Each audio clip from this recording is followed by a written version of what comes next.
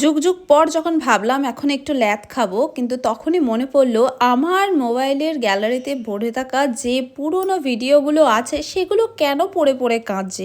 যাই একটু ওগুলো শেয়ার করি, কারণ নতুন ভিডিওর করার সঙ্গে সঙ্গে সেগুলো আর কিন্তু শেয়ার করা হয়ে ওঠে না।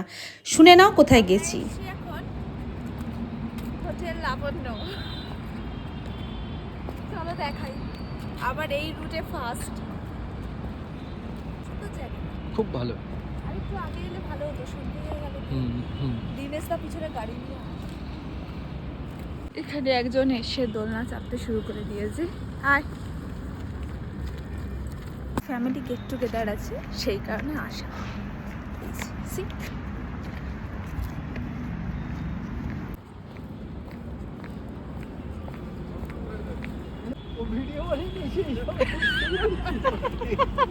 খানিকটা ব্লান্ডার আর খানিকটা হাসি মজার সাথে ওদেরই একটা রেস্টুরেন্টে আমরা গেলাম।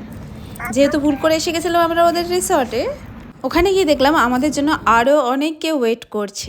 যাওয়ার সঙ্গে সঙ্গে এই দুটো চড়াই পাখি একসাথে গুজুর গুজুর গুজুর গুজুর করতে শুরু করে দিয়েছে। এখন অনেক রেস্টুরেন্টে এই জায়গাটা হয়ে গেছে ছোট ছোট পার্টি করার জন্য, যে যার ফ্যামিলিকে নিয়ে এখানে তাদের অনুষ্ঠানটা সেলিব্রেট করতেই পারে। আমাদের যেহেতু কোনো বার্থডে পার্টি বা কিছুই ছিল না, জাস্ট ছোট্ট একটা গেট টুগেদার ছিল। এখানে নিজেরা ফ্যামিলি মিলে নিজেদের মধ্যে এনজয় করাটা কিন্তু খুব সহজ ব্যাপার হয়ে যায় সবার থেকে আলাদা হয়ে। তো এই রেস্টুরেন্টে সেই ব্যবস্থাটা ছিল দারুণ। এবার বলি দিই কী কী খেয়েছি আমরা। ফার্স্টে এসেছিল ফিশ কাবাব। ফিশটা কি অপূর্ব ছিল। আমি 1 মাস পর ভয়েস ওভার দিচ্ছি আর ভীষণ পরিমাণে লোভ দিচ্ছি নিজের ওপরেই। দারুণ ছিল, প্রত্যেকটা খাবারই ছিল অসাধারণ। পরপর তোমাদের বলছি দাঁড়াও। তারপরে এসেছিল গোল্ডেন ফ্রাইড প্রন, কি ভালো ছিল। একটা নয়, দুটো, তিনটে, চারটে খেয়ে নিতে ইচ্ছা করছিল। তবে আমি একটা খাওয়ার পর যখন আরও একটা এসছে সেটা আর শেয়ার ছাড়া খেতে পারিনি, কারণ এতটাই ভারী ছিল বিষয়টা।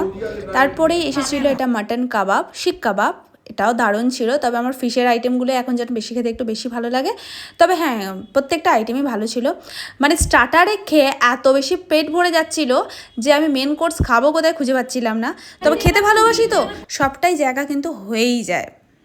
এটা এসে গেছিল তন্দুরি পমফ্রেট। এর আগে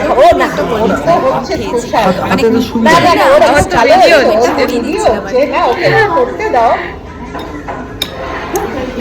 ওই যে গ্লাসে সেট করে এরপরে রিয়া বেশি বলে আমাদের পার্টি দেবে। হ্যাঁ, এই যে পাশ থেকে দিদি বলছে এবার রিয়ার ফলোয়ার্স বেশি হলে, ভিউজ বেশি হলে রিয়া পার্টি দেবে। হ্যাঁ হ্যাঁ হ্যাঁ, সেটাই যেন হয়। দিদির মুখের কথাটা যেন সত্যি হোক। আমি জানি না কেন তোমাদের সাথে হয় কিনা, আমার সাথে তো হয়। কিছু মানুষ আছে মানে যাদের একদিনেই পরিচয় কিন্তু মনে হয় যে কত আপন। আবার কিছু মানুষের আছে বহু দিনের পরিচয় কিন্তু তারা আপন কিন্তু কোনোদিনই হতে পারে না, কারণ তাদের কথাবার্তাতেই তারা কিন্তু সেটা বুঝিয়ে দেয় যে তারা কোনোদিনই আপন। এই যে এই দিদিকে দেখলেন, এই দিদি ভীষণ ভালো, আমার ভীষণ ভালো লাগে। আর এনাদের ফ্যামিলিটাকে আমার এত বেশি ভালো লাগে, মেনলি দাদা ভাইয়ের ফ্রেন্ড সার্কেলেই এটা ওনাদের সাথে আমাদের আলাপ। কিন্তু এত ভালো মানুষ আমি কিন্তু খুব পৃথিবীতে কম দেখেছি। ও কথা বলতে বলতে বলাই হলো না, এরই মাঝে আমরা কিন্তু ফ্রেশ লাইম সোডা অর্ডার করেছিলাম। হ্যাঁ, এটা ভালো মন্দ বলতে পারবো না, অনেকে অনেক রকমই অর্ডার করছে। আমার ফ্রেশ লাইম সোডাটা সব জায়গায় ভালো লাগে, তাই এটা ছিল একটা মিক্সড ফ্রুটস পোলাও। আর এটা ছিল মাটনের একটা প্রিপারেশন, আমি ভুলে গেছি নামটা এক্স্যাক্টলি কী ছিল। ডাল ফ্রাই ছিল, দারুণ করেছিল। এটা আমি দৃষিতার মানে কথায় খেয়েছি, দারুণ ছিল। আর এই মাটনটাও কিন্তু খুব ভালো ছিল। আমার মেয়ে তো মাটন খেতে খুব ভালোবাসে, তো ওর কাছে যেরকমই মাটনের প্রিপারেশন করে দাও না কেন ভালো। আমার ক্ষেত্রে আমি একটু চুজি, কিন্তু যাই হোক এখানে কিন্তু সত্যি ভালো ছিল। খাওয়া দাওয়া শেষ করে গল্প গুজব করে আড্ডা টাড্ডা দিয়ে যখন বেরোলাম দেখলাম ছোটাইদা আমাদের সকলের জন্য পান কিনছে। আহা, সব কিছুর পর কিন্তু পানটা মানে একটা বিয়ে বাড়ির স্বাদ এনে দেয়। আবার তো দারুণ লাগে, তোমাদের কেমন লাগে অবশ্যই জানো। এরপর রাত্রি 1:30টার পথে যখন বাড়ি ফিরছি তখন একজন তো ঘুমিয়েই কাত আর আমাদের ঘুমন্ত অবস্থা। চলো আজকের মতো টাটা। ভিডিওটা কেমন লাগলো জানিও।